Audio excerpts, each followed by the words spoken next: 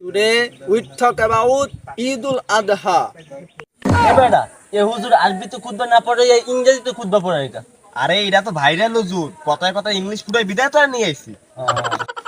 ঈদের নামাজ 6 থাকবীর number 5 থাকবীর hands up. হুজুর কোরবানির মাংস কয় ভাগে ভাগ করা যাবে? 3 ভাগে ভাগ করা যাইবে। নাম্বার 1 ভাগ ফকির মিসকিন, নাম্বার 2 ভাগ আত্মীয় স্বজন, নাম্বার 3 ভাগ নিজেরা খাবেন। হুজুর আমার একটা কথা ছিল, ওই 3 ভাগ করার পর কি একলারা খাওয়ার কোনো ব্যবস্থা আছে, বা ফ্রিজের ভিতরে রাখে কি গোস্ত খাওয়া যাবে? নো, আপনি যদি গরুর গোস্ত ফ্রিজে থুয়ে একা একা খেতে চান, আর কাউকে দেন বা না দেন, হুজুরদেরকে প্রথমেই দিতে হবে। হুজুরে না কইলে যে গোস্ত 3 ভাগ করতে হবে,